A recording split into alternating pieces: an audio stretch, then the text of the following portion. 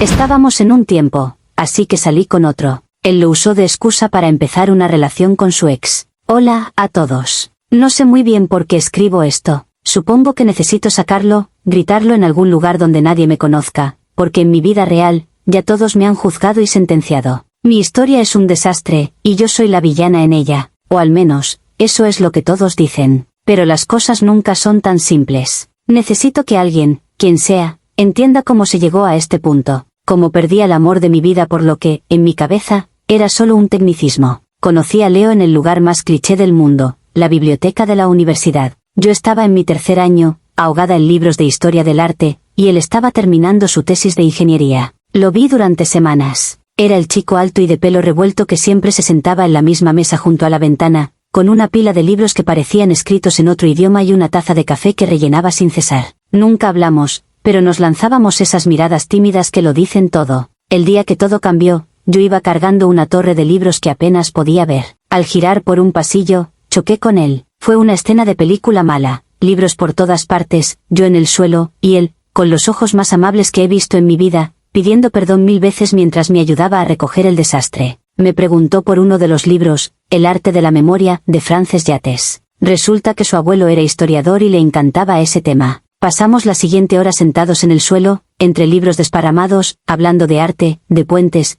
de los sueños de su abuelo y de mi pánico a no saber qué hacer después de graduarme. Me pidió mi número con una torpeza que me pareció adorable. Nuestra primera cita fue en un pequeño café italiano. Hablamos durante 5 horas. Me contó de su infancia en el campo, de cómo aprendió a construir cosas con su padre. Yo le hablé de mi fascinación por los colores, por cómo un cuadro puede contar una historia sin una sola palabra. Hubo una conexión instantánea, profunda. Era como si mi alma hubiese reconocido a la suya. Los siguientes 4 años fueron perfectos. No es una exageración. Eran la definición de un amor sano y estable. Descubrimos que a ambos nos encantaba el senderismo, y cada 2 fines de semana nos perdíamos en alguna montaña. Él me enseñó a cocinar pasta desde cero, yo le enseñé a apreciar las películas en blanco y negro. Nos mudamos juntos a un pequeño apartamento que llenamos de plantas y recuerdos. Hablábamos de todo, de casarnos en una pequeña finca en el campo, de tener 2 hijos y un perro llamado Tostada. Él era mi roca. Cuando mi padre enfermó, Leo se pasó noches enteras conmigo en el hospital, llevándome café, abrazándome cuando lloraba, sin decir nada, solo estando ahí. Era mi persona. La estabilidad que me daba su amor era el suelo firme bajo mis pies. Yo no era nadie sin él, pero había una sombra, una pequeña grieta en nuestro paraíso. Su nombre era Sofía, su ex de la preparatoria.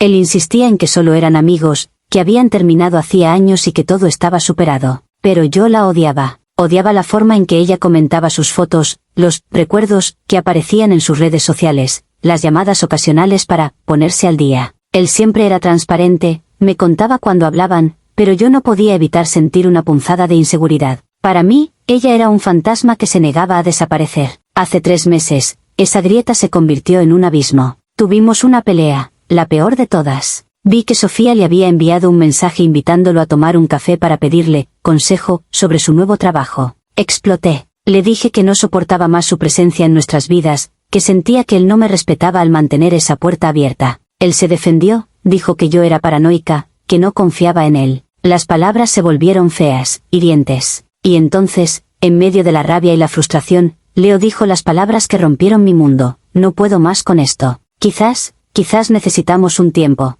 Un tiempo. La frase se quedó flotando en el aire, fría y afilada. Él recogió algunas cosas y se fue a casa de su hermano. El silencio que dejó en el apartamento era ensordecedor. Sentí un vacío físico en el pecho, como si me hubieran arrancado un órgano. Los primeros días fueron una tortura. Cada rincón de la casa me recordaba a él. Su taza de café en el escurridor, su sudadera en el sofá. Lloré hasta quedarme sin lágrimas. Me sentía abandonada, a la deriva en un océano de soledad y pánico. Él era mi norte, mi ancla, y de repente, me había soltado. Estaba en mi punto más bajo, completamente rota y aterradoramente sola. En medio de esa niebla de dolor, apareció Marcos. Es un compañero de mi trabajo, del departamento de diseño. Siempre había sido amable, un poco coqueto, pero yo nunca le había prestado atención. Estaba demasiado enamorada de Leo. Pero ahora, las cosas eran diferentes. Él notó mis ojos hinchados en la oficina, la sonrisa forzada. Un día, se acercó a mi escritorio con 2 cafés en la mano. Parece que necesitas esto más que yo, me dijo con una sonrisa suave. Ese café se convirtió en nuestra rutina. Luego,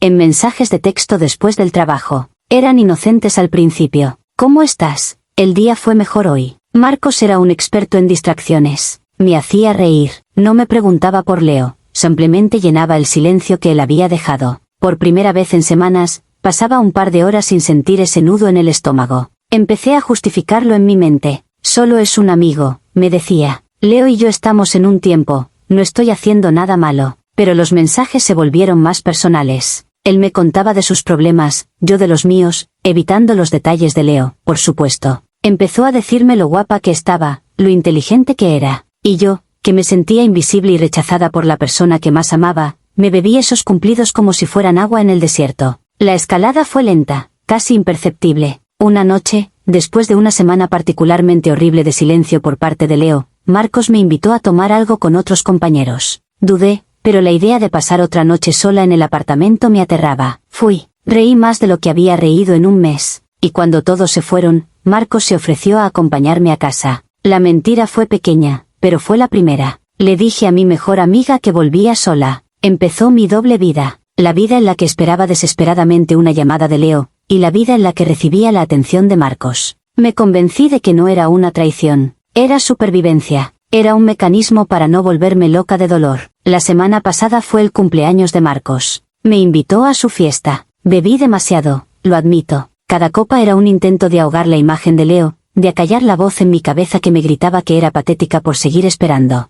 La noche se volvió borrosa. Recuerdo reír a carcajadas, bailar sin importarme nada. Recuerdo que Marcos no se separó de mí. Al final de la noche, me llevó a mi casa en un taxi. Cuando llegamos a la puerta, me tomó de la mano. No mereces sentirte así de triste, me susurró. Y en ese momento, en mi estado de ebriedad, soledad y despecho, sus palabras fueron el bálsamo que creí necesitar. Me miró, y antes de que pudiera procesarlo, me besó. No lo detuve. Parte de mí, la parte herida y furiosa, quería hacerlo. Quería sentirme deseada por alguien. Quería, de alguna manera retorcida, castigar a Leo por haberme abandonado. El beso se convirtió en más. Terminamos en mi apartamento, en nuestra cama. A la mañana siguiente, me desperté con un sentimiento de pavor helado. La culpa me golpeó como un tren, pero casi de inmediato, mi cerebro empezó a construir muros para protegerme. Fue un error tuncio, me dije mientras miraba el lado vacío de la cama. Estaba borracha y sola. Y la justificación más grande de todas, la que se convirtió en mi mantra. Técnicamente, no lo engañé. Estábamos en un tiempo. Él mismo lo dijo. Me aferré a esa frase como si fuera un salvavidas. Decidí que tenía que arreglar las cosas. Lo que pasó con Marcos fue un error estúpido que me hizo darme cuenta de que solo quería a Leo. Lo llamé. Le pedí que nos viéramos en nuestro apartamento, que necesitaba hablar con él. Él aceptó. Su voz sonaba distante, fría. Cuando llegó, yo ya había ensayado mi discurso 1.000.000 de veces. Iba a ser honesta. Iba a asumir mi error, pero enmarcarlo en el contexto del tiempo que él había impuesto. Leo, empecé, con la voz temblorosa. He sido una idiota. Me sentía tan sola y herida, y salí con alguien. Solo fue una vez, una estupidez, y no significó nada. Pero te lo digo porque quiero ser sincera. Te amo y quiero arreglar esto. Estábamos en un tiempo, y me equivoqué, pero él no me dejó terminar. Su rostro no mostraba ira, ni siquiera tristeza.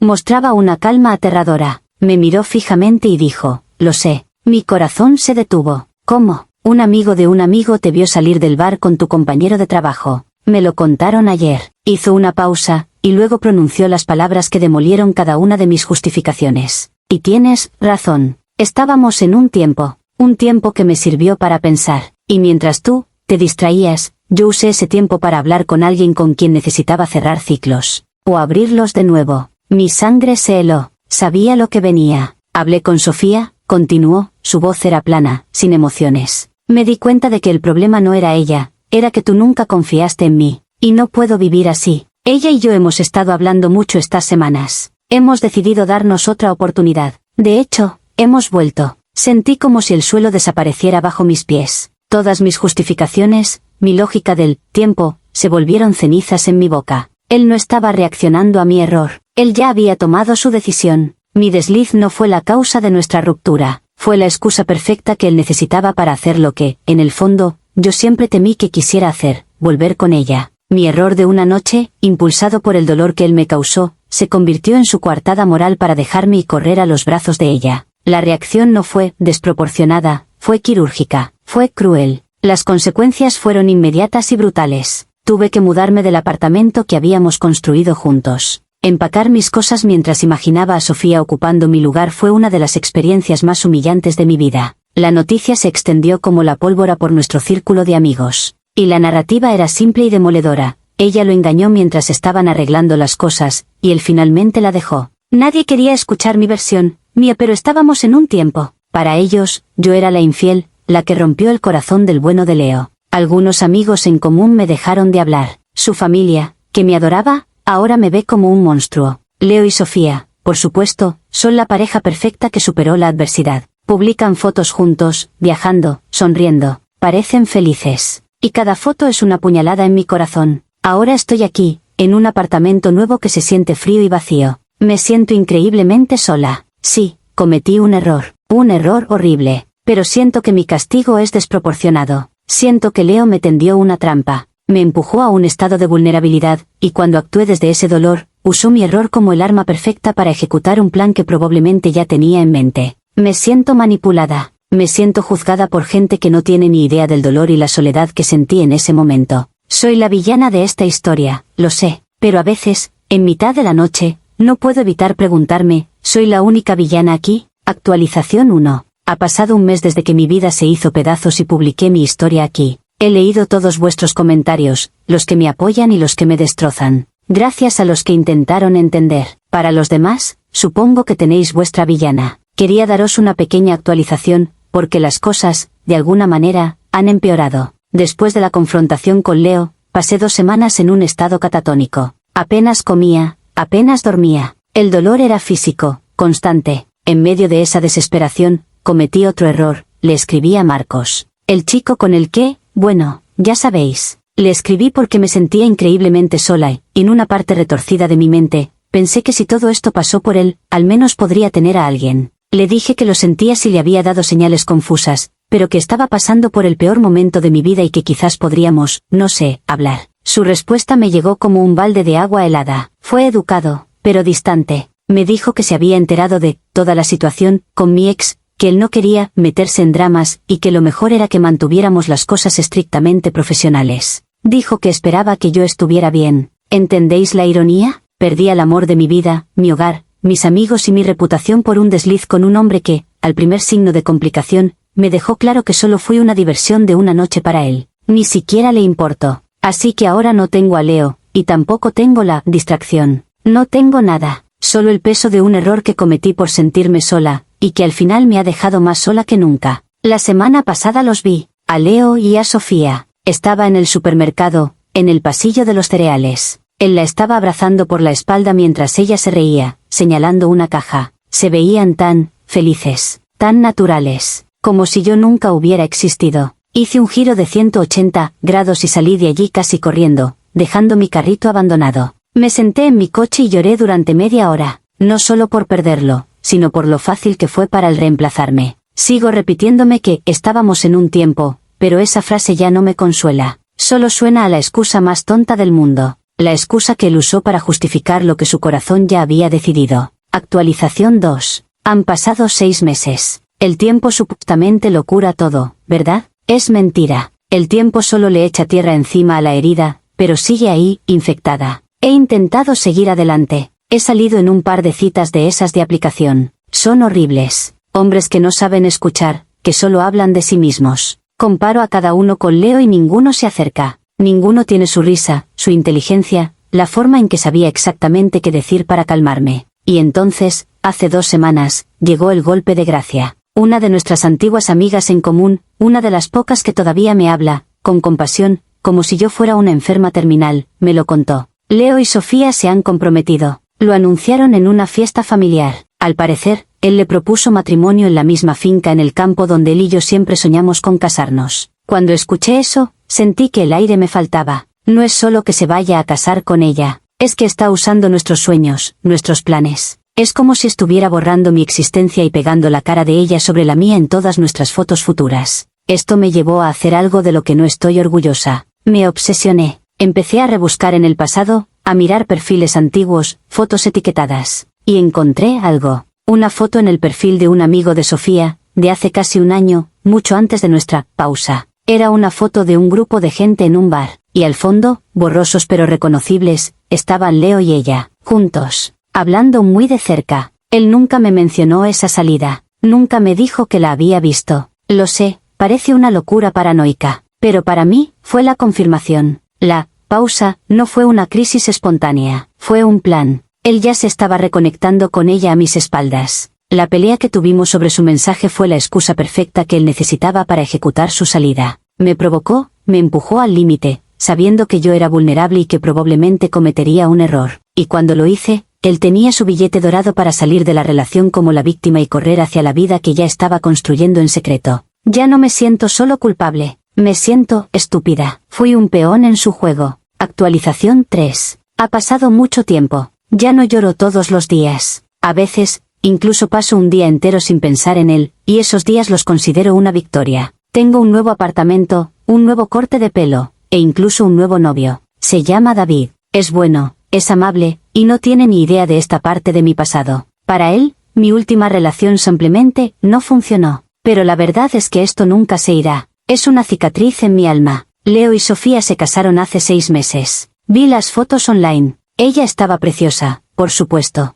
Y él tenía la misma sonrisa que me dedicaba a mí. Están esperando un bebé. Lo anunciaron el mes pasado. Un niño. A veces me pregunto cómo sería mi vida si esa noche no hubiera besado a Marcos. ¿Seguiríamos juntos Leo y yo? ¿Estaría yo ahora planeando una habitación para un bebé en nuestro apartamento lleno de plantas? La pregunta me tortura en las noches de insomnio. He llegado a una especie de conclusión, aunque quizás no sea la que todos esperan. Sí, cometí un error. Crucé una línea, pero mi error fue de una noche, nacido del dolor y la soledad. El suyo fue una traición calculada durante meses. Él me engañó emocionalmente mucho antes de que yo lo engañara físicamente. Usó un tecnicismo, una pausa, que él mismo instigó, para limpiar su conciencia y pintar un cuadro en el que yo era la única culpable. Destruyó 4 años de amor, confianza y futuro compartido, y logró que todo el mundo creyera que fue por mi culpa. Perdió a la mujer que lo amaba, pero ganó la simpatía de todos y a la mujer que, aparentemente, siempre quiso. Yo perdí todo, y además cargué con toda la culpa. ¿Es eso justo? No lo creo, y creo que nunca lo creeré.